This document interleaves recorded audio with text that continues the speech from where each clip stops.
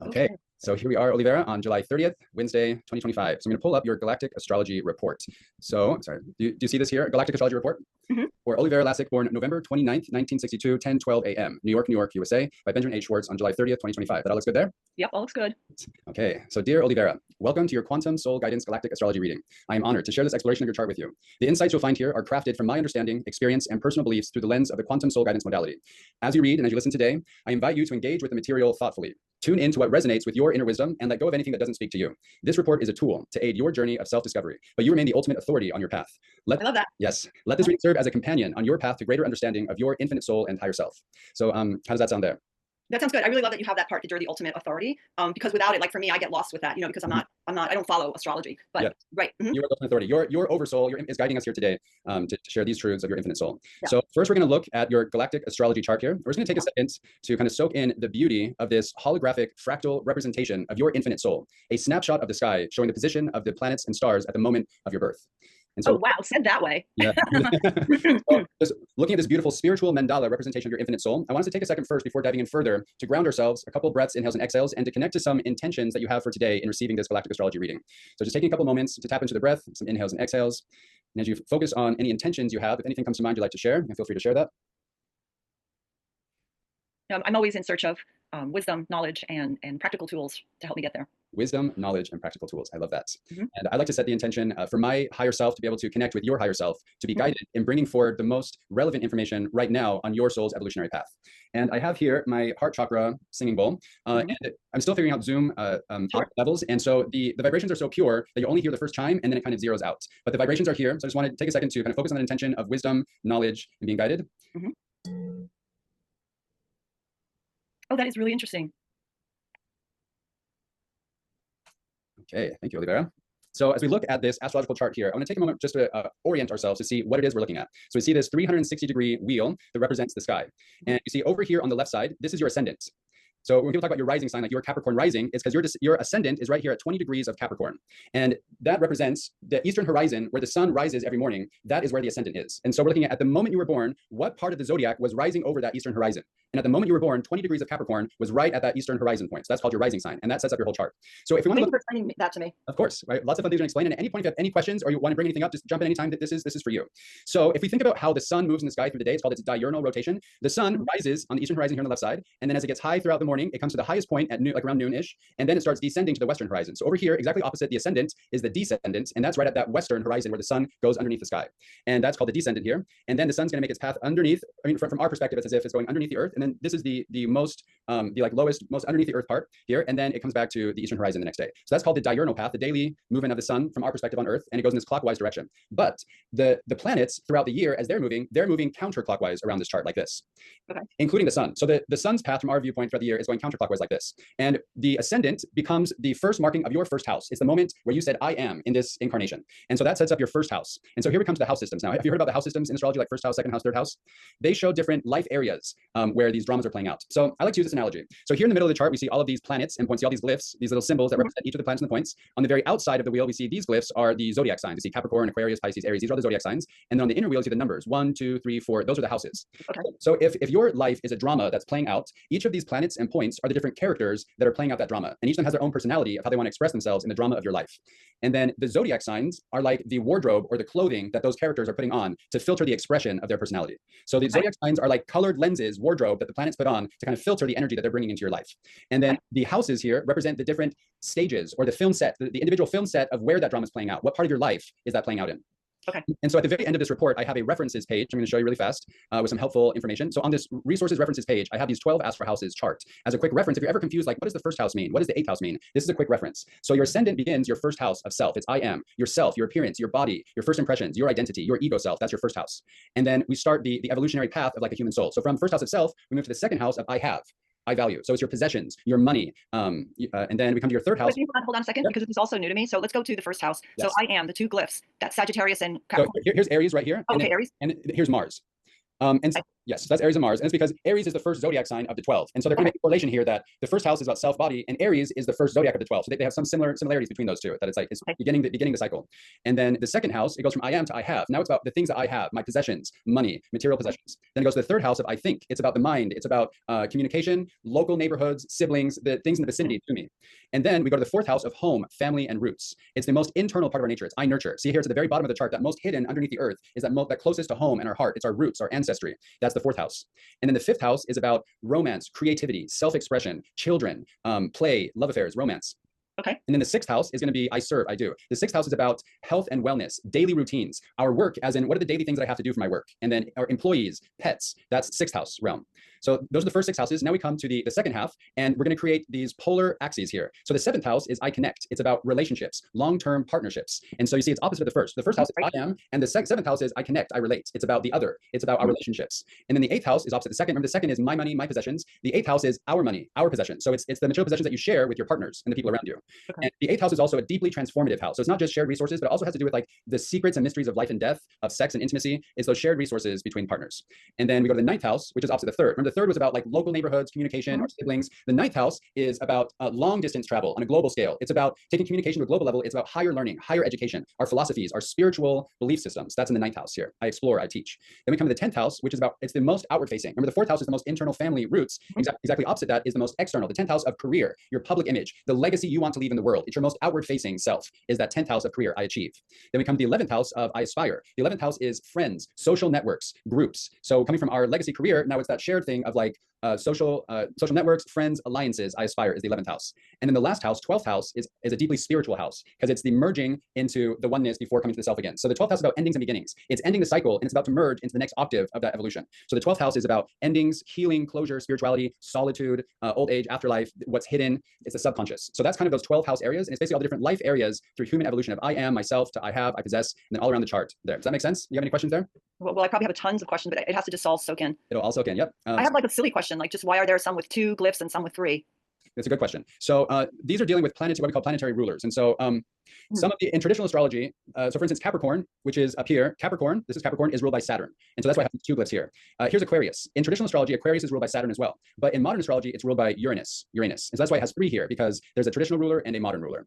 Okay. That's a good question. So those are the 12 houses there. Now we're going to come back to your natal chart here.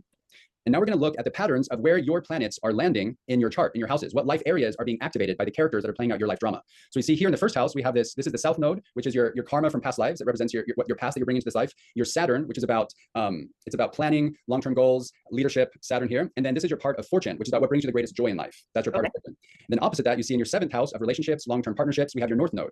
Your North Node is your life purpose, your life mission, what you've come here to evolve. And your North Node is right here at the beginning of Leo in the 7th house of partnerships. So right away, that's saying that there's something about the life area of partnerships and relationships that's important to your life mission of what you've come here to accomplish in the zodiac sign of Leo. We also have Mars, which is about what you're passionate about. Mars is I act, it's passion, drive, it's assertive energy, it goes and gets things. That's also in the 7th house of relationships. And then see this VX, that's the vertex. The vertex is the point of fate or preordained events in life that come along to bring about transformations. And so your vertex, point of fate, your Mars and North Node are all in the 7th house of relationships. We see that axis here of 1st house of self, 7th house of relationships has this big energy that's playing out with all those 6 characters. Does that make sense? Somewhat. Okay. So we're going to continue diving into all this. I want to show what the report looks like here. So here we have your birth chart. On the next couple pages, it breaks it down even further with each of the different fixed star alignments. So here we see on your birth chart, we have in the middle the planets and points, the zodiac signs, the houses, and then on the very outside, we have the names of some fixed stars, which are directly conjunct your natal planets. So we see, for instance, your ascendant is conjunct the M57 ring nebula in the Lyra constellation, which is a really beautiful conjunction with your ascendant. We're going to talk about what that means for your galactic soul origins. We see your sun and Mercury are conjunct Antares in the Scorpius constellation. So these conjunctions to your personal planets and your outer planets are suggesting galactic origins of your soul, of places that you perhaps have experienced incarnations before coming to this world. So those are the fixed star conjunctions. Now, in these next couple pages, it talks about all the fixed stars related to your chart, not just the conjunctions in the same place, but also oppositions, trines, sextiles, and squares. Have you heard of those before? They're called aspects. So these are called aspects. An aspect means facing or looking at each other. So your planets and the fixed stars they connect with, they look at each other from different angles. So a conjunction means they're in the same place, they're conjunct. And opposition means they're opposing each other, they're looking directly at each other. Then a trine is a 120-degree angle. So it means that they're looking at each other from 120 degrees. A sextile is a 60-degree angle. They look at each other from 60 degrees. And so trines and sextiles are viewed as very beneficial aspects, meaning that these are blessings in your chart, where these are star nations that their energy is helping you in achieving your goals and mission there. And then a square is a 90-degree angle. A square is like a harsh friction point that shows something that wants to change and move. So squares are sometimes viewed as challenges in your chart because it's a friction point where the energy of that star wants you to integrate it more into that expression of that planet for its best expression. So squares are viewed as challenges, but I like to view it as like a gift wrapped in a challenge, because it's a friction point, but it's really helping towards your evolution. So even though it seems like it's a little bit challenging, in the end, it's for your greater good in evolution. Does that make sense? Yeah, it's interesting because when you first laid out the chart, the other page with the diagram, like I want to see it in 3D because I can't get it. So now that you're saying that part of it, that's what I want to see. Yes. I just want to go. I love that thought of wanting to see it in 3D, because this is something I want to share as well. And it's the idea that this galactic astrology quantum soul guidance session is really a telepathic holographic transmission. So we're using linear language using 90 minutes to talk word by word to explain things, but really this information exists as a holographic telepathic transmission. And your higher self, your oversoul, is able to tap into that information and to share it with you over time. And so I just want to kind of plant that seed of knowing that this information exists as a whole in that 3-dimensional, even 5-dimensional experience. And we're going to take time from a linear word by word fashion to talk through it, but opening ourselves to receiving those telepathic holographic transmissions as well. So I like that idea. Yeah, no, it's like it's really like I'm like, oh God, what does it look like? I'm trying to imagine it. So I'm a little not unfocused, but trying to focus on that. So another question, this is probably a silly thing, but I can't help but to think this. So like if there were, I don't know, 10 people had these done, right? Let's just pretend, right? Do people's charts usually have the same type of clustering, or does it sometimes fill the circle? Yeah, so no chart is the same. They're all completely unique. Sure, I get that. And some people have a very even spread around the chart, and some people are very clustered in one place. So yeah, so like from a big picture, I guess that's my first thing. I'm like, wow, there is such a void in this part here. Right. And so it's good to notice those patterns, and then to realize that a void isn't a bad thing either. No, right. So these are called empty houses. And from a different perspective, empty houses mean sometimes that it's an area of your life that you've already developed in your past lives. And so in this life, it's not as much of an emphasis for you because you already feel like you've developed those areas, and your soul wants to focus on working on some other life areas. Okay, now that makes sense to me. Yeah. Right. Okay. And so we see at your spread, we have this first house of self, 7th house of others, of partners and relationships, that's having this dance between those 6 placements. Then we see your 8th house of deep transformation, shared resources, has your Uranus and your Pluto, 2 really big energies. Uranus is revolutionary quantum leaps of change, sudden changes. And Pluto is the planet of death and rebirth, of deep transformations. And both of those are in your 8th house of deep transformations. So that's very powerful. What was 8 again? The 8th house is shared resources, and as well as deep transformation, secrets of life and death. I like the 8th house as a Bufo house. 8th house. It sounds like a Bufo house to me. It's exactly. 8th house and 12th house are the Bufo houses to me, because the 8th house and 12th house are very much about death and rebirth, deep transformations. So again, just back to that the void thing. Then there's a void within those 2 things, and that makes me like, oh, how come? I see things in patterns. So. And it's because in that 3rd house of local neighborhoods, 4th house of family, 5th house of self-expression, 6th house of daily routines and work, you kind of developed those in your past lives. And now you want to focus on that 1st house of self, 7th house of relationships, really working on that energy. Your 8th house of deep transformations, you got your Uranus and Pluto. In your 9th house. What's the void in there? Are you saying this part right here? Yes, right. So this is at the end of Virgo and the beginning of Libra. So that's also part of the house, but that whole area is going to be colored by these planets here. So Pluto and Uranus are at the beginning of the house, but they're kind of setting the energy for that whole house area. But they give me some space to do it in, it looks like. Yes, they're losing space. Sometimes it takes space for those deep transformations. Yeah, sure. Okay. In your 9th house of higher education, higher learning, long distance travel, that global influence. It's also like publishing, getting a message out far and wide to people. Spirituality, it's a place of God. This has your Black Moon Lilith, which is raw, unfiltered, energy of reclaiming the shadow expressions of yourself. So Black Moon Lilith is all about owning your shadow expressions as a part of your divine sovereignty. Okay. And we also have your Venus, planet of, Venus is I value. It's about love, relationships, material things that you value. So it's about money as well, precious metals, that's Venus. And Neptune, the planet of spirituality, dreams, intuition. It blurs the boundaries between things. You have Venus and Neptune are very closely conjunct, 2 degrees apart. So this is one of your birth signatures that's very powerful. So you were born with this Venus-Neptune conjunction. So Neptune, planet of spirituality, intuition, with Venus, the planet of love, relationships, value, are coming together in a really beautiful alignment there, right at the beginning, right before your midheaven. So remember midheaven. So midheaven means the highest point of the sky at the moment you were born. So the moment you were born, your ascendant was 20 degrees of Capricorn, which starts 1st house of self, and your midheaven, the highest point in the sky, which starts your public life, your career, was 14 degrees of Scorpio, which means that your 10th house of career is ruled by the zodiac sign of Scorpio. Scorpio is also about deep transformations. It's a place of alchemy, the alchemist. Scorpio is fixed water. Fixed water goes deep. It digs into the darkness of what's underneath, so you can bring it up to the light. And that's the alchemy, the transformation of Scorpio. So your career, what you're here to share with the world, is related to those that Scorpio deep fixed water, transformations, alchemy, bringing darkness up into light and transforming it. That's related to your 10th house of career. And you see that your Neptune and your midheaven are actually the exact same degree. They're both at 14 degrees, but the Neptune is just right before the midheaven, meaning that your Neptune is in your 9th house of long distance travel, higher learning, but it's really, really tightly conjunct with your midheaven, which is beginning your career. So it's like your Venus and Neptune are kind of trailblazing the way for your career. They're kind of setting up the energy that's going to demarcate your 10th house of public life. Does that make sense?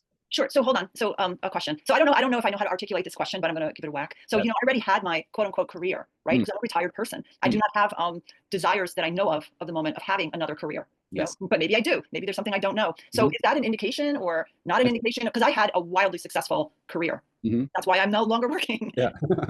Can you speak to that, or? Yes, it's a great question. And in these astrological readings, we're dealing with archetypes. And so when we say 10th house of career, there's different ways to view that. It's not just your actual career, which you're now retired from, although that's a big part of it. It's also your public image. It's your most outward facing expression of yourself that the world sees. And it's also the legacy that you want to leave behind in this world as well. Okay, because yeah, not to interrupt, but because the other thing is, because of course you know what I do, right? Exactly. Which I never consider a career, because I don't love that word mixed with bufo, but that could just be my hang up. But so I always wonder if that's really what it's speaking to. So I wonder again, because like everything here is not really indicating where on my timeline any of it is happening, right? Exactly. Yep. Right. Correct. So yeah, that's the part again that I would love to see it in 3D to sort of figure out where would that have been happening. You know. Yeah, sure. And so this 10th house of career definitely speaks to your actual career that you had in the fashion world and all those things, but it also speaks to the legacy that you're leaving, your outward facing public image, which is definitely related to what you're doing now as well. So this, and it really should that Scorpio alchemy, deep transformations really speaks to the legacy that you're leaving right now as well, and what you're sharing with the world in these ceremonies. And then you see that your sun in Sagittarius, which Sagittarius is mutable fire. It shoots far, it's optimistic, it's expansive, and your sun is in the 10th house. So sun is where you radiate, where you shine in your life. And you really do shine in that life area of career and public image, which speaks to how wildly successful your career was, and also to the big energy that you bring now to the legacy you're leaving and your outward facing image with your sun right there in that 10th house of public image. Can I make a comment? Yes. I could be really forgetful, but I wish that the other chart, the one that showed the houses, was side by side. No, the other one. Yes. So I could see it while you're talking, because you remember it, but I can't. No worries. Yeah. And it's why I have the chart in here for future reference as well. So when the session is done, I'm going to email you this PDF report, so you also have that. And I'm also going to have this recording once that's processed. I'll put the recording in there as well, so you can listen back. And then you'll be able to like flip back at your own pace between different things, like what is this house, where is that connected? But yes, sometimes it'd be easy to put everything side by side linearly, but in a linear fashion, but sometimes it's not always possible. So here we have your chart here. And then the next couple pages are going to go through each planet by planet, all the different fixed star connections, whether it's a conjunction, opposition, a trine, square, or sextile. It'll go through each of those. Then the next 18 pages are going to go planet by planet, point by point. So for instance, the first one is sun. Your sun is in Sagittarius at 6 degrees in the 10th house. And it's going to explain what does that mean. So first it starts with the basic characteristics of that planet. So the sun is I am, ego and identity, vitality and energy, self-expression, leadership and authority, the way it's your radiance and magnetism. Then what is the placement characteristics? What does sun in Sagittarius mean? Sun in Sagittarius radiates optimism, wisdom, and a thirst for adventure. And it goes through the different characteristics of sun in Sagittarius. Then it goes through sun in the 10th house. What does that mean? The sun in the 10th house is ambitious, goal-oriented, and strives for success and recognition. This placement indicates that your sense of identity is closely linked to your career, or maybe at one point it was. And then it goes through galactic alignments. So all the different galactic alignments, different fixed star connections. And then at the end of the page is the Sabian symbol. And have you heard of Sabian symbols before? Are you familiar with No. I meant to say to you, I don't know what that is. So we're going to talk through Sabian symbols as well. So the next 18 pages is going to go planet by planet, point by point, explain what each one of the general characteristics, specific placement characteristic for what does that planet mean in the sign, in that house, galactic alignments, and then Sabian symbol. And then, yep. I'm sorry, I have to. No, I like it. This is where I get stuck, right? Because again, like, I come out of the box, out of the gate going, I'm not into astrology, blah, blah, blah, blah, blah. But then as you're explaining it, it's like you're really, you're not that you're arguing the point, but you're explaining the point is then becomes very, plausible for me, right? And especially it's like when you start saying it in like 3D, then I'm like, oh yeah, I can believe that. And from a linear point of view, I don't, which is funny, right? So now like what my head is stuck on, and because my memory is not so great, is I'm going, the I am was here on the chart. I saw it over here, which happened to be like where I had my ascending. I don't know, I'm all confused. But does everybody start with the sun? Is the sun always the I am, or just on my chart? Yes. So the sun is always the I am energy from a planet's expression perspective. So we're saying planet, where really the sun is the luminary, but from astrology we view it as like one of the planets, like sun, moon, Mercury. So yes, the sun is always an I am expression of how you radiate in life. But then where it's placed will be different. So you referred to how in the house system, they also view the first house as kind of like an I am energy. I am, right. Yeah. Good question. So the sun radiates like an I am energy, but it'll be in a different place for each person. And then the first house is also about self and body. Does that make sense?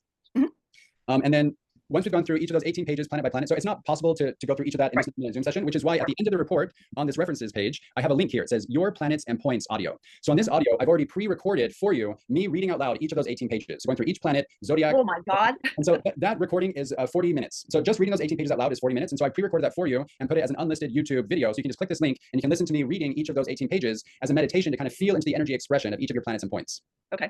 And then I have one other audio meditation I did here. It's your Sabian symbols delineation audio meditation. So just reading the Sabian symbols and the delineations out loud is also 30+ minutes. So I pre-recorded that for you, so you can also listen at your leisure, kind of feel into the energy quality of the Sabian symbols. So now I want to describe what are Sabian symbols. So we see here on this astrological chart that it's a wheel with 360 degrees, and each of the planets is going to fall somewhere on that wheel. So Sabian symbols began 100 years ago. In 1925, there was an astrologer named Mark Edmund Jones, and he wanted to create a system that would be able to explain the energy quality of each of those 360 degrees. And so he teamed up with a psychic channel and a spiritual medium named Elsie Wheeler.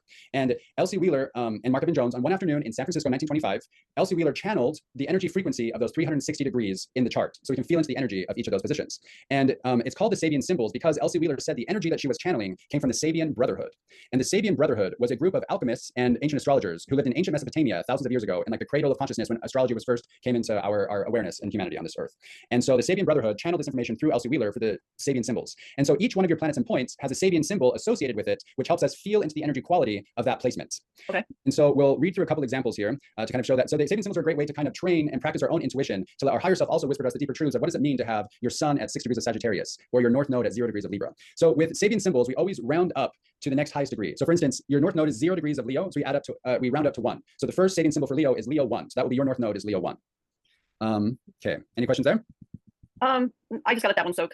Yeah, let these soak in here. And then after we go through the 18 pages of each planet, each point, the zodiac placement, house placements, galactic alignments, and the Sabian symbol, then we come to your galactic soul origins and star nation connections. We're going to talk about what star nation energies are you connected with through your natal astrological chart here. Can I get a 1 minute break? Yeah, for sure. Get something. Do you want me to pause the recording? Oh, it's okay. Okay.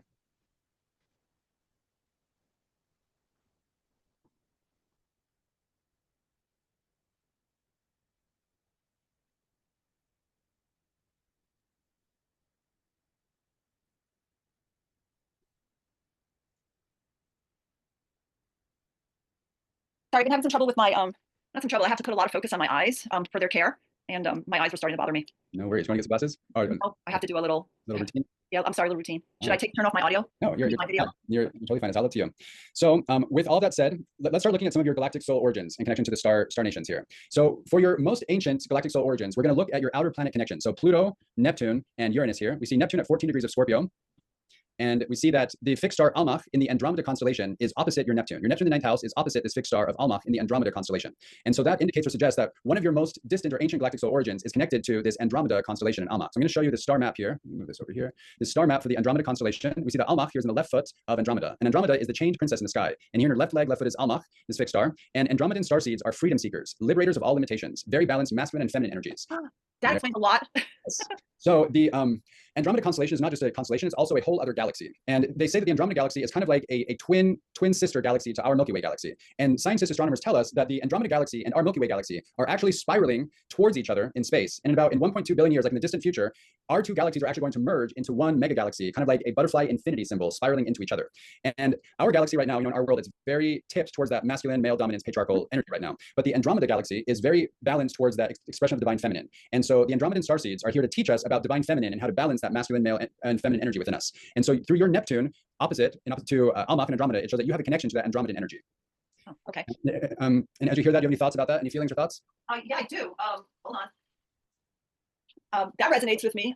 Definitely the balanced masculine, feminine energy. Yeah. And then we're going to look at your Uranus is opposite Fomalhaut in the Piscis Austrinus constellation. So look how beautiful this Fomalhaut fixed star has, like this blue halo around it. And it's called Piscis Austrinus, which is the fish in the south. See, it's this fish constellation here. And in the mouth of the fish is Fomalhaut. Fomalhaut is one of the fixed royal stars. So there's 4 royal stars in the sky that hold up the 4 corners of the sky, watchers of the north, south, east, and west. And Fomalhaut is watcher of the south, and it's connected to Archangel Gabriel, the messenger. And Fomalhaut starseeds are divine messengers, highly spiritual beings, inspired through sacred truth revelations, creative in arts, music, or science, strong intuitive abilities, affinity to original Christ teachings. So Fomalhaut, the energy is very connected to divine feminine, like Mother Mary, Mary Magdalene energy, and has a connection to that Archangel Gabriel, the messenger. So through your Uranus, you're directly connected to this Fomalhaut, fixed royal star, watcher of the south. And you're also connected to Deneb Adige in the Cygnus constellation, also opposite your Uranus and conjunct your Jupiter. So Cygnus is the swan in the sky. So here we see Deneb in the swan in the sky, and Cygnus is a deeply shamanic star. So it deals with shamanism, and its cosmic grace anchors. Deneb Adige starseeds are messengers between realms. That's that shamanic energy, aligned with divine flow and higher consciousness, acting as anchors for high frequencies on Earth. Very private and highly sensitive, graceful, mystical, compassionate. So as we look at some of your most ancient galactic soul origins, we see that through your natal Neptune, you have a connection to the Andromeda constellation, Almach, that divine feminine, masculine balance, freedom seekers. And then through your Uranus, you have a connection to Fomalhaut, the fixed royal star, Archangel Gabriel, and then also to Deneb Adige, Cygnus, this one in the sky, deeply shamanic star, cosmic grace anchors. Any thoughts on your ancient galactic soul origins? How's that sitting with you? It's sitting. I mean, there's only one exception, but it's something, but it's not standing out in any negative way, because things don't for me. But I've never had any kind of gravitation at all through anything, religious, right? So I didn't, grow up in the Catholic Church, although everything around me was about the Catholic Church. So that part's just something to. Yeah. For sure. What? I said that totally makes sense, and it's good to note that. And in bringing up religious words like Christ teachings or Mother Mary or Mary Magdalene, sometimes we have our own preconceived ideas of what that is, and it doesn't negate the original energy of what it is either. So that energy can still be a part of who you are, and you don't have to relate to any of the religious dogma that other people try to put on top of it. If that makes sense. Sure. And no, that makes a lot of sense, because I've always, I actually respect religion and churches for that matter, very much so, because I know what the original teachings are about and what the intention is, and so that's interesting. But I've never in medicine, and it's something that's not lost on me, I've never had a Christ consciousness, which is something that I kind of look forward to if it should happen, but it is something I've noted, because of course I see people have those experiences. Yeah. And it's typically young men, Yeah. So, interesting. Well, planting seeds here for future revelations from our higher self to come. Right. So for our distant ancient galactic soul origins, we look towards those Neptune and Uranus connected to Andromeda, Fomalhaut, and Deneb Adige. And now for some more recent galactic soul origins, we're gonna look at your ascendant and your sun. So your ascendant is conjunct the M57 Lyra ring nebula. So first look at how beautiful this is. So pretty. Wow. Nebula, like this cosmic eye in the cosmos here. And the ring nebula is a cosmic portal. It's a stargate or a dimensional portal that energies can travel through and travel between dimensions. And that's directly linked to your ascendant. So Lyran starseeds are new earth builders, seeders of civilizations, builders of high vibe communities, inspire outward focused creation, structure, leadership, divine masculine action, natural affinity with nature and animals, powerful manifestors. So we see Lyra is sometimes called the harp in the sky, or the lyre in the sky. And the Lyra ring nebula is right here at the bottom of the harp between Sulafat and Sheliak. So your ascendant is directly conjunct this Lyra ring nebula and Sulafat here in the Lyra constellation. And then your sun is conjunct Antares in the Scorpius constellation. So we see Scorpius is the scorpion in the sky, and the heart of the scorpion is Antares. Antares is also one of the royal stars. So remember that your Fomalhaut was watcher of the south. Antares is watcher of the west. And that's linked to Archangel Uriel, angel of wisdom and illumination. Uri means my light in Hebrew, and El is God. So God of my light, or light is my God. That's Archangel Uriel, angel of wisdom and illumination, linked to Antares, which is conjunct your sun and your Mercury in the 10th house. Your sun in the 10th house, Mercury in the 11th house are both conjunct Antares. We look at how big fixed star Antares is here. This is our sun, this tiny dot here. We go through Rita, Aldebaran, Betelgeuse. This is Antares. So Antares is a huge fixed star. So it's also a galactic portal and a stargate. So you have lots of connections to these galactic portals and stargates, with Antares connection conjunct your sun, the Lyra ring nebula conjunct your ascendant, and then opposite your sun is Aldebaran, which is the other fixed royal star. So we have Antares, watcher of the west, Aldebaran, watcher of the east, and Aldebaran is in the eye of the bull in the Taurus. So we see the Orion's belt here is pointing an arrow straight to the eye of the bull, Aldebaran, in the Taurus constellation, opposite your sun and Mercury. Aldebaran is royal star, watcher of the east, linked to Archangel Michael. Archangel Michael is the protector. He stands up for what's right and for justice. And so if anybody's being taken advantage of with your connection to Archangel Michael, you'll have the courage to stand up to protect that person or help someone out. And Aldebaran starseeds are embodied courage, capable leaders, great intelligence, empathic, and spiritual, connection with Archangel Michael. So looking at your recent soul origins connected to your ascendant and your sun, we have that Lyra ring nebula, Antares and Scorpius, and Aldebaran. Any thoughts or feelings on those recent soul origins? No, I don't feel as drawn to them like I did for the first ones. The first ones, and that's okay. Yeah. But again, it's a lot of information, so it's gonna. Information, yes. So we'll take time to let it soak in. Your sun is also opposite the Hyades constellation. So the Hyades cluster is also in the Taurus constellation. Here's Aldebaran in Taurus. And next Aldebaran is this Hyades cluster. And see, here we have the Pleiades cluster, which is also connected to your chart we'll talk about later. So the Hyades is, Hyades starseeds are artistic communicators, channels of universal beauty through art, music, and storytelling, inspiring creative self-expression, connected opposite your sun. Now we have Aquila, the eagle in the sky, is opposite your north node and conjunct your south node. So the north node and south node are, the north node is your life mission, your soul's purpose, and your south node is your karma from past lives, and that axis of duality there. And so those are directly connected to Altair, the eagle in the sky. The Aquila Altair starseeds inspire clarity, visionary power, action-oriented, eagle-eyed insights. It's about that eagle-eyed vision. And the eagle is also like an archetypal symbol for like Native Americans. Also in the Zohar talks about eagle. It's a very deeply spiritual symbol as well. So you're connected to that eagle energy with your north node and south node. And then A Crux, the cross in the sky, the Southern Cross, is conjunct your Venus. Remember, Venus, the planet of love and relationships, which for you, your Venus is conjunct your Neptune, right next to your midheaven. Your Venus is conjunct the Southern Cross in the sky, called A Crux. A Crux is also about transforming darkness into light. A Crux starseeds are insightful observers, in tune with the unseen and the hidden. The Southern Cross is underneath the globe here, and it's about going deep into the unseen, the hidden, and bringing it up for those deep transformations. Okay, so those are the main soul origins I want to go through there. Do you have any thoughts or questions there, if you want to bring up? No, so like, when people say, oh, I'm a Palladian, or I'm this, I'm that, or whatever. Yes. Well, one, is that, so what would that, because you gave me so much over here, what would I be? It's a good question. And that's something for your oversoul, higher self to whisper to you over time. And so at the end, I put here, the very last page is, you contain the whole universe. I am that I am. And this shows your same birth chart, but with all of the fixed stars in the calculator here to see where all of them fit in together. And so we're looking here at a linear fashion of like which of those fixed stars are directly connected to your natal planets. So if people ask you what starseed, you could easily say, oh, I'm an Andromedan starseed, because you have that connection to Andromeda through your Neptune. But it doesn't mean you're only that. That's part of who you are. You have a direct connection to Andromeda through your Neptune. But you could also easily say, oh, I'm a Deneb Adige Cygnus starseed, because that's connected to your Uranus, or a Lyran starseed to Lyra through your ascendant. Right. Like an Antarian. So there's many different star nation energies which are deeply invested in you and are connected to your past experiences, and they'll come forward at different times over your evolution. And then we're going to talk about the supra-cosmic points. So supra-cosmic points there's the galactic center, the supergalactic center, and the great attractor and the Shapley attractor. These are supra-cosmic points. The galactic center is a black hole that sits at the center of our galaxy. And the gravitational force of that galactic center black hole is pulling our entire galaxy in its motion in the cosmos. And so connections to galactic center show a link to the quantum field for solutions, upgrades, and evolution. Whoa, wait. Okay. Yes. And that is trining your vertex. So you're connected to the galactic center, but your vertex, your point of fate, has a connection, a trining beneficial connection to that galactic center. And then even bigger than the galactic center is the supergalactic center, is an even bigger black hole that sits at 2 degrees of Libra. So the galactic center is at 27 degrees of Sagittarius. That's where that black hole center of our galaxy is sitting at 27 degrees of Sagittarius. The supergalactic center is an even bigger black hole that's pulling not just our galaxy, but multiple galaxies in the cosmos. So the supergalactic center is about mastery of relationship with self and others, because it's pulling multiple galaxies together. Then the great attractor is even bigger than those two. The great attractor and the Shapley attractor are known as gravitational anomalies, because they're such huge forces, we're not even sure how to describe what it is. It's like a black hole, but it's even bigger than that. And the great attractor at 14 degrees of Sagittarius is about inclusion or integration of fractals of the whole. And then the Shapley attractor at 2 degrees of Scorpio is the biggest gravitational anomaly that we know of. And that's behind the scenes exceptional influence. And so here we have all of your connections to these supra-cosmic points. See, the galactic center is trining your vertex. The supergalactic center is helping your north and south node. Your life mission is being connected to that supergalactic center. If you remember, the supergalactic center is about relationships, about pulling multiple things together. And your north node is in the 7th house of relationships as well. So there's this theme of partnerships and relationships that your soul is wanting to learn on your evolutionary path. Mm-hmm. And then the great attractor is conjunct your Mercury. Mercury is the planet of communication, and it's conjunct your great attractor. So this shows that your mind is a magnet for higher knowledge and profound truths. You have the ability to communicate in a way that inspires and unifies, bridging gaps between perspectives. Your words hold immense power to influence, educate, and attract others to your unique vision of unity and creativity. And that's the energy that describes your Mercury placement conjunct your great attractor. Got it. Any thoughts there? I actually have a very big thought there. I grew up with like this whole idea of, I didn't have a great education, and I grew up, and I also stuttered when I was a child. So like, my voice has always been a bit of an issue for me. And also I feel like I'm more of an emotional person, even though I'm not. I have a great mastery over my emotions. Mm-hmm.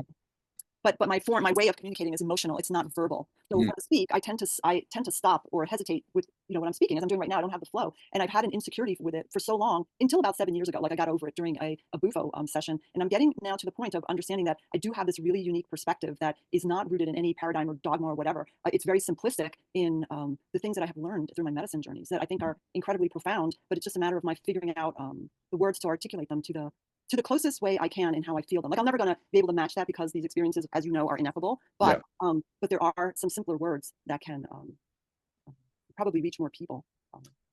Yeah. Very powerful. That's beautiful. And it's directly related to that Mercury communication, thoughts, connect to that great attractor. And your voice has power. And it's not always just the words that you use, although succinct words can be helpful, but the energy that's conveyed through your unique perspective, through your voice, the messages that you share have great power with that great attractor energy. And as I was reading that, I was really feeling into things I felt from you, because sometimes you'll tell me a story of your medicine journey right from my journey, and it has a huge impact on me. There's a real power and weight to those messages that you share. Mm-hmm. And that's connected to your great attractor, connected to your Mercury. So the next few pages, we don't have time to go through all of them. We talked about your soul's challenges or gifts. So it's really should be gifts and challenges. I'm going to correct that. It shouldn't be your soul's challenges. It's your soul's galactic connections. So your gifts and challenges in the natal chart are connections to this Draco, the ancient dragon energy, which is squaring your sun, but also opposite your Chiron. Chiron is the wounded healer. It's the core wound that you brought into this life to heal within yourself, so you can help other people heal that in them as well. And this ancient dragon energy, the guides to autonomy, guardians of universal order, inspire sovereignty, are helping your Chiron and also inviting your sun to integrate that energy. Lots of other great star connections with the Centaurus, Shadir, the queen in the sky. We have Perseus, the warrior in the sky, healing the warrior archetype. Lots of fun things we can look at over time, but we're going to skip over some of these to come to. We mentioned Pleiades, so I want to bring that up here. Here's the Pleiades. So, people love the Pleiades. They're so beautiful, and there's something so powerful about it that draws our souls to them. Pleiadian starseeds are joyful connectors, witty communicators, social mass media savvy, see the highest potential in others, optimistic yet sensitive. And the Pleiades are trining your south node and sextiling your north node. So your north node of your life mission and your south node of your karma and past lives is getting blessings from the Pleiadian star nation. So they're directly invested in supporting you in fulfilling your life mission. Look at. I wasn't Palladian. I knew I was Palladian. So you have direct connection there to the Pleiades and them assisting you with your north node, your life mission. We'll look at Sirius A and Vega. So my last ceremony with you was for the Sun conjunct Sirius A, and the next time I see you on August 12th will be Venus and Jupiter conjunct Sirius A. So Sirius A is trining your midheaven of your public image and your legacy, also trining your Venus, planet of love, relationships, value, and Neptune, planet of spirituality, dreams, intuition. So all of them are directly connected to the Sirius A energy. And Sirius A is Sirian starseeds are wise teachers and healers, passionate about physical healing sciences, masters of body, mind, soul, holistic modalities, highly intuitive, compassionate healers, carriers of ancient Egyptian, Atlantean, and Lemurian knowledge. So Sirius A is connected to the ancient mystery schools and the ascended masters. So Babaji, Buddha, Mary Magdalene, Mother Mary, Isis of Egypt, Hathor, Green Tara, Kuan Yin, all these ascended divine feminine masters are directly connected to the Sirius A energy. And Canis Major, the dog in the sky, Sirius A is directly helping your midheaven, career, legacy, Venus and Neptune. And then also on the opposite end of Sirius A is Vega in the Lyra system, and they're also connected to your midheaven, Venus and Neptune. Vega, ancient wisdom keepers, guardian of spiritual sciences, masters of sound healing and frequency, also carriers of ancient Egyptian, Atlantean, Lemurian knowledge. So both Vega in Lyra, remember you're connected to the Lyra ring nebula. Here at the top of Lyra is Vega. And then Sirius A, they're both connected to ancient Egypt, Atlantis, and Lemuria. So that's something to explore more as well. Any connections you might feel to ancient Egypt and Atlantis and Lemuria? Oh, 100% with Egypt. One is I have been to Egypt. Everyone thought I was Egyptian. There's that. But I've always loved, ancient Egyptian history. And I've been so lucky to have made that trip and see this come to life. Incredible. Sure. And so that's directly connected to the Sirius A and Vega soul connection here. And then this last one I want to talk about is Alphard in Hydra. So I want to look here at your chart where we see your vertex here. Vertex is that point of fate and fortune, is directly conjunct Alphard here. And we look at Alphard, because I think this is a big energetic imprint of your soul here and your soul's mission. Alphard in Hydra is the high priestess archetype, divine feminine embodiment, keepers of sacred wisdom, skilled manifestors through radiant inner spiritual power and alignment. So Hydra is this cosmic serpent in the sky, and Alphard is related to that high priestess archetype, and that's directly conjunct your vertex, point of fate and preordained events. And I want to look at the Sabian symbol for your vertex here is after a heavy storm, a rainbow appears. So I'm going to send this PDF to you. I have a separate PDF, which is the Sabian Symbols PDF, which goes through the delineations. So there's a woman named Linda Hill, who's a global expert in Sabian symbols, and she has a website called sabiansymbols.com, and she gives her delineations for each Sabian symbol to kind of feel into what that means. So if you think about a heavy storm, after a heavy storm, a rainbow appears. You feel that symbol, and then Linda Hill says, this symbol shows the relief and beauty that a rainbow can bring, after a storm has cleared. A sense of relief can flood over you as you realize that the sun is coming out and the birds are beginning to sing again. This may be a time of difficulties and obstacles, but take heart as it seems that the end result will be okay. Still, you probably need to be periodically reassured by a clear sign that better times are coming. Remember, without the storm, there would be no blessing of the rainbow. Try wearing colorful clothes, open the windows and the doors, and get into the sunshine. And then in the second paragraph, you get some like alternate examples like release from stress, spirit returning to infuse one with its energy, relief, rest and recuperation, the joy of survival, peace restored, rainbows and light, hope and faith. Then the last paragraph, she gets some shadow expressions, which are like selfish thoughts about the rewards inherent in conflicts, not knowing when to cheer up, bouncing around and creating dramas, constant turmoil, seeking storms. So for each of these Sabian symbols, when she gives the shadow side, don't worry that like, oh, does that represent me or my energy? It invites us to kind of feel into that energy and see where maybe sometimes we do express that shadow side, and that's okay as well, because as we learn to embrace the shadow side, we can elevate it to its higher expression as well.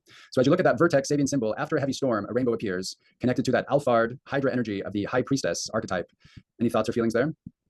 No, not really. I love I love the symbol though of Hydra. Yeah, I love that as well. And I love that high priestess archetype for your vertex. I feel that strongly from you. So there's so many amazing things I'm excited to talk with you about. And of course, in the next 15 minutes, there's no way to share everything, but we'll have time for this to kind of soak in. And then whenever any questions come up, we can always continue to dialogue and talk through things. You have both those recordings you can listen to as well to continue to feel into the energy of each of these planets and qualities. So there's another concept I want to bring up here. So we're going to talk about the idea of intercepted houses and what that means. What is an intercepted house? So as we look here at your natal chart, you see your first house starts with your ascendant at 20 degrees of Capricorn. Then the next line here is beginning your second house. So you see your second house starts in Pisces. So Pisces is ruling your second house. Okay. So Capricorn, your ascendant, is ruling your first house. And then the next line, Pisces, is ruling your second house. You see the next line is Aries is ruling your third house. Does that make sense? Yes. My empty houses. Yes, it's empty houses, but it still has a ruler to the house. And so there's 12 houses and there's 12 zodiac signs. And so typically each house is ruled by one of the zodiac signs. That makes sense? Sure. So it shows something special here in your chart, which is an intercepted house. We see your first house is ruled by Capricorn. Right. And then here we see Aquarius, but there's no line in Aquarius. So Aquarius is not ruling any of the houses. It skips Aquarius and it goes to Pisces. And then Pisces rules the second, Aries rules the third, Taurus rules the fourth, Gemini rules the fifth, but also then once again, Gemini rules the sixth. And then Cancer rules the seventh. And then here we see Leo. Leo is not ruling any of the houses. It's hidden inside the seventh house. And then we come Virgo's ruling the eighth. So this is what's called an intercepted house, where we have zodiac signs inside this house that are hidden, that are not ruling any of the houses. Does that concept make sense there? No, it's the first time I'm hearing it, so it's and so what that can mean is that the zodiac sign of Aquarius is hidden in your first house of self. And then the zodiac sign of Leo is hidden in your seventh house of relationships. And they're not ruling any of the life areas. And so how that can translate in your life, it can show that early on in your life, you might have had a harder time accessing within yourself the energy of Aquarius. So Aquarius is fixed air. It's all about like humanitarian, collective, futuristic causes. That's this Aquarius energy. And because Aquarius was hidden in your first house of self, you might not have had easy access to that energy early on. And it took time through your life to learn to access that Aquarius energy. Okay. And then same thing with Leo, because Leo is hiding inside your seventh house of relationships, and it's not ruling any life areas. That Leo is fixed fire. Leo is ruled by the sun. Leo is expressive. It's leadership and it's confidence and it's that bright, shining energy. Because Leo was hidden in your seventh house of relationships, you might not have had as easy of access to that fixed fire Leo energy. And it took time through life to gain access to that energy. And so that's the concept of this. Your first and seventh houses are intercepted, meaning that within your first house, you have a hidden sign of Aquarius. Within your seventh house, you have a hidden sign of Leo. It's also interesting that your north node, your life mission, is in the sign of Leo. So I want to look at that right now. So I want to look at your north node. So north node in Leo. North node is also called the dragon's head, Rahu. It's your karmic direction this lifetime. It's like a lighthouse pointing you towards what your soul's purpose is. North node in Leo indicates that your soul is here to develop confidence, self-expression, and the courage to follow your heart. North node in the seventh house indicates that your soul is moving toward cooperation, partnership, and learning how to balance your needs with those of others. In past lives, you were highly independent and self-reliant, and now it's about learning the art of compromise. And as we look at your south node, which is past, so south node is the dragon's tail, Ketu, representative of your karma or your childhood. It's the energy you're bringing into this life. And south node in Aquarius indicates that in past lives, you likely played a role in collective movements or held ideals of equality and innovation. In this life, the focus shifts to personal fulfillment and creative self-expression. South node in the first house indicates that you're letting go of self-centeredness, impulsiveness, and going it alone. This lifetime brings lessons in the realm of partnership and mutuality, and you're developing diplomacy, cooperation, relationship skills, and fairness. Okay. So when we come here, so we see that there's this theme of like self versus relating with other people, and that your life mission, your north node, is pointing you towards developing those relationships. And as we see now, your work you're doing in the medicine is also developing those relationships. Those are one-on-one relationships that you're working with people on a very deep level. So not only are these signs hidden, but we also see in your sign of Aquarius, we have your south node, your Saturn, and your part of fortune. So those are hidden within your sign of Aquarius, which is hidden in your first house, meaning that early in life, it might have been hard to access the energy of your south node, your Saturn, and your part of fortune. And that through life, you learn to tap into those energies. Same thing here, your hidden sign of Leo is containing your north node life mission, your Mars, your passion, your drive, and then your vertex point of fate and preordained events were all hidden inside that sign of Leo in your seventh house. And so it took time to develop learning to access those things. Any thoughts there? Yeah, well, it's interesting because, you know, like my formative years, like so 1 to 7 were really very, very, like my childhood was incredibly difficult in that it was one about not being able to express, verbalize or any of that. So for me, like, yes, that really makes sense from that perspective in my life. And then the Alphard one, which is, am I understanding that also to be romance in there? So since your vertex is in the seventh house of relationships, it does show that you have fated events and occurrences which are related to relationships and long-term partnerships. That can definitely include romance as well, for sure.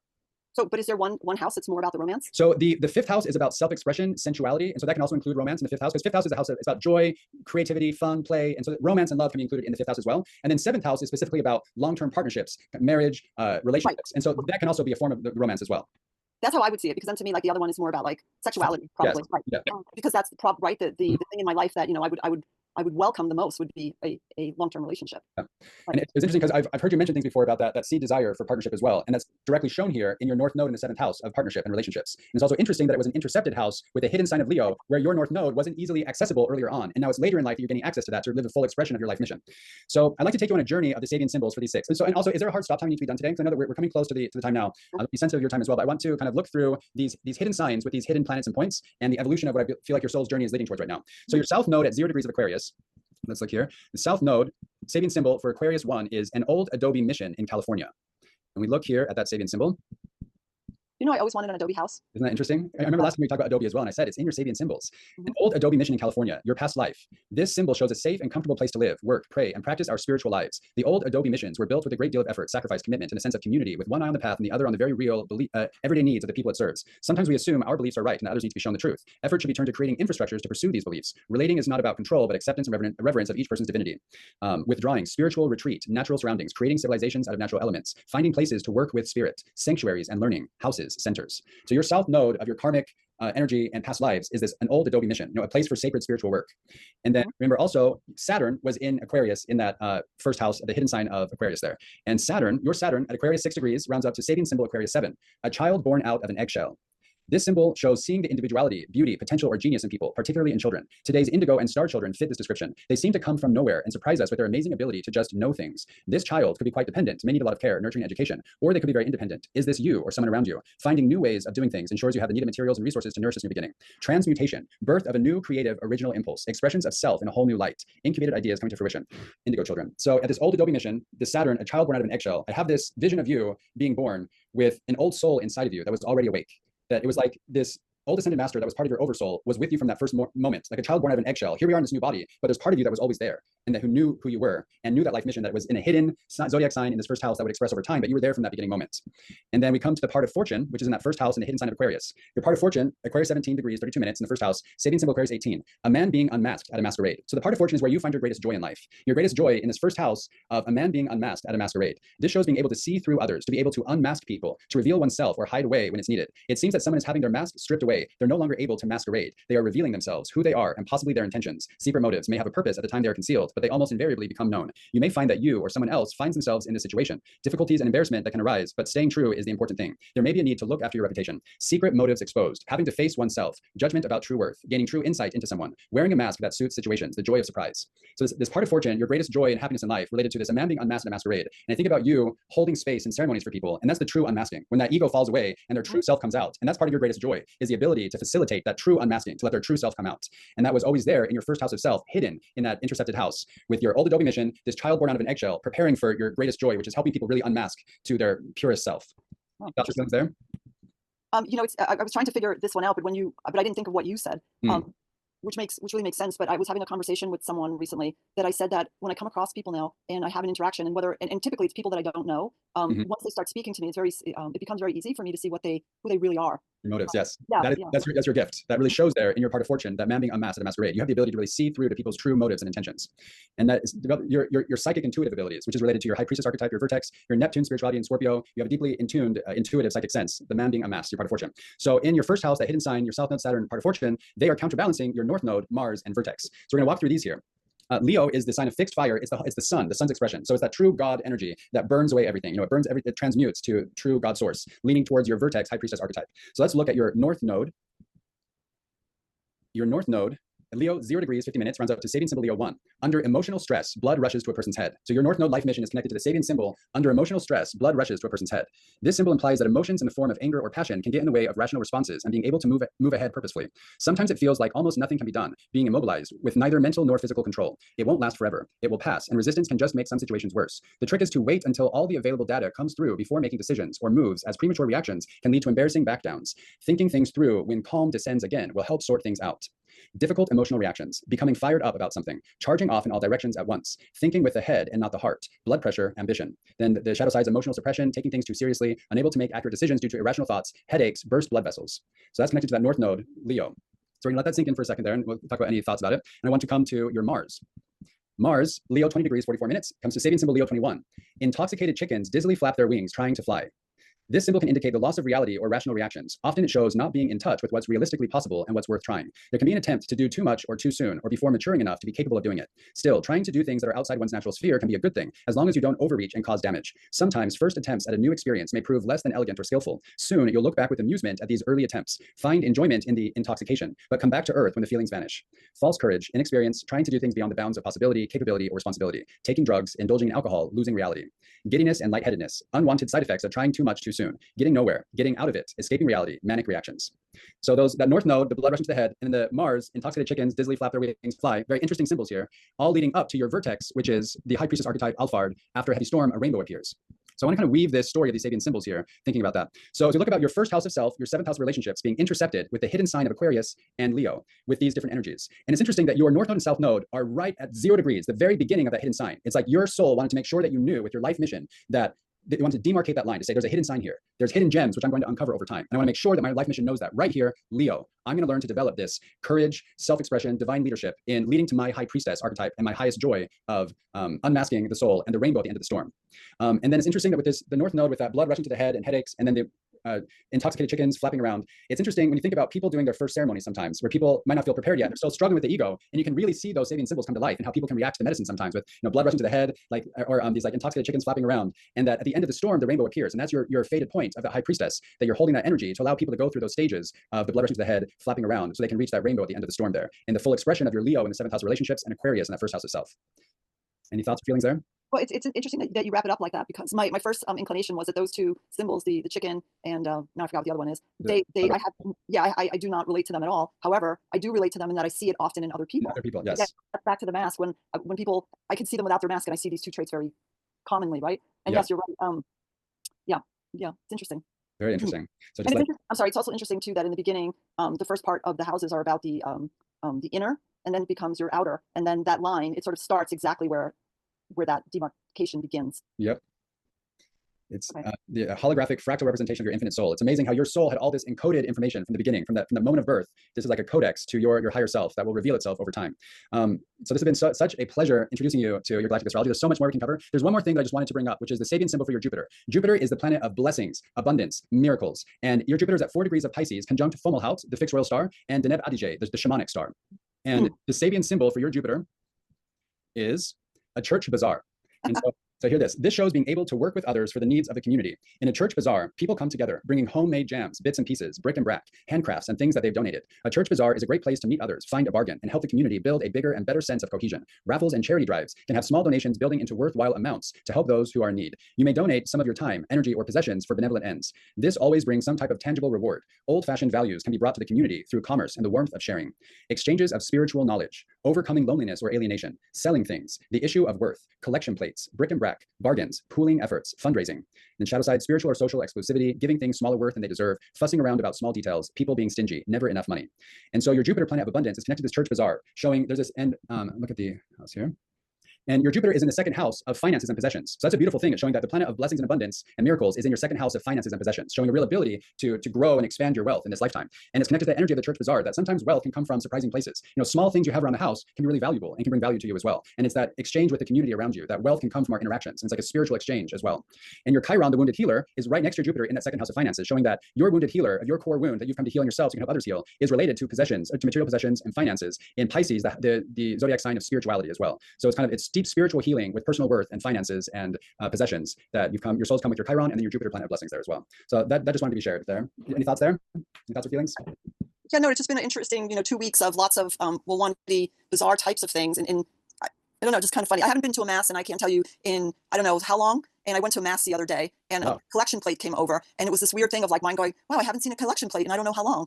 And, I love to thrift. So a lot of them are church thrift things. And it's just interesting that these symbols have been all around, and now you're mentioning them, and it's all coming together. All coming together. And now that we've put words to these symbols as well, it'll be interesting to see how they come into your life even more. And really today we're planting a seed. It's a telepathic transmission that will continue to unfold over time as your higher self and your spirit guides continue to reveal to you those hidden truths and gems of your soul's mission here. So at the very end here, I want to talk about some soul colors, which is a vibration that we bring into this world as a gift to the world. And of course, we can have many different soul colors, but as I tune into your frequency and your galactic astrology, two main colors I wanted to emphasize was the purple violet ray of higher order and spirituality. And this is a description of what that purple ray soul's gift to humanity is to teach us how to transcend this physical world and align with our higher selves. They can embody and can easily connect with the ascended master's collective consciousness. They are guided to creatively raise frequency of the planet and the human collective, artistic, creative, spiritual, deepened understanding of spirit and the divine. Connected to the crown chakra, they hold strong spiritual consciousness, feel called to transcend human limitations and lead humanity towards liberated state. So keywords: transcendence, transformation, wisdom, ascended masters, divine principles, majestic spiritual guide. So how does that purple violet ray feel in your energy field? I knew you were going to say purple. How about that? I love the color purple. Like I really love the color purple. It shows. And I love feeling the color purple from your being, from your soul. And one other color I wanted to highlight is the silver ray, divine feminine. Silver ray soul's gift to humanity is to demonstrate the potential of an embodiment of divine feminine principles and unity consciousness with egoless nature.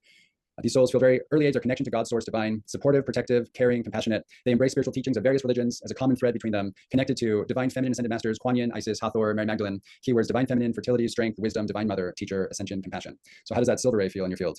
That feels great. Yeah, feels great. I love feeling that purple, silver divinity. And at the very end here, I have a couple of transit charts just to show what that looks like. So this is for today, for our galactic astrology quantum soul guidance, 7:30 at 11 a.m. So this is a different software called Astro Gold. So it looks a little bit different, but it's your same chart. So on the inner chart here, this is your birth chart. And then the outer chart is the planets today and how they look. So just wanted to show that what a transit chart can look like. We can talk more about that in the future. But we see that Pluto, the planet of transformations, death and rebirth, big energy, is lighting up that your first house, the Aquarius, your South Node, your Saturn, your part of fortune, is all in the path of Pluto right now. So Pluto is really lighting up that hidden sign of Aquarius in the first house. And we also have Uranus is in Gemini now in your fourth house of home. So home and roots are being lit up by Uranus, and Saturn and Neptune are in your second house of finances here. So the next chart is for the Venus-Jupiter conjunction, 8/12/2025. So this is the next day I'm going to see you in person. I can't wait. And this is at 1:15 a.m. This is the exact, you see Venus, Jupiter, an exact conjunction at 14 degrees. And this is conjunct the fixed star Sirius A, which we talked about. Sirius A is blessing your midheaven, Neptune and Venus. So this is a really beautiful moment of Jupiter, the planet of blessings and abundance, coming together with Venus, planet of love, relationships, and value. It's seeding a lot of beauty to come in your life. This is your sixth house of health and wellness, daily routines. So lots of blessings coming to your life in those areas connected to Sirius A. We have the resources page here, which is going to have your planets and points audio meditation to listen to later, your Sabian symbols meditation. When I send this to you, I'll add one more, which will be the recording for today's session, will be right here as well. And the very last page is you contain the whole universe. I am that I am. So your natal chart with all the fixed stars in the calculator. It's been such an honor sharing these, your galactic astrology with you, your infinite soul. Do you have any other thoughts or questions before we wrap up here? No, but I thought of something. It's so corny that I'm thinking this, but I've never really been again about my astrology, but it is fun to get it. Like when you get this information, not, I don't mean this per se, even though this was really quite a gift. I mean, like when oh, I'm a Sagittarius and I'm purple, I'm this, I'm that, blah, blah, blah. But, because I want to see it in 3D, like in my head, automatically I'm thinking, I would love to design a ball, and I'm going to think about this and how you can create someone's birth pattern in a laser cut 3D format to gift people. Beautiful. I love that idea. And so I love how it's already sparking inspirations inside of you, which I love to see. And I'm excited for you to continue tuning in to it. So I have here also these are different, this is a theta wave binaural beats. And theta wave is a great way to just entrain ourselves into receiving messages from other realms. And this, the sacred G breath meditation, remember I did this with you once. This is it's a DMT activation meditation with sacred geometry. And yes, and some other good resources here.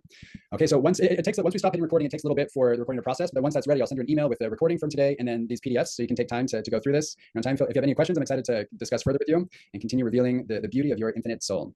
Oh, thank you so much for this gift. And as I said, I'm going to gift you your next session. And can't wait. This is fun. I'll dive into this. And yeah. Okay, so I'm going to stop recording here. Give me 1 second while I figure out. I'm going to stop recording. Here we go.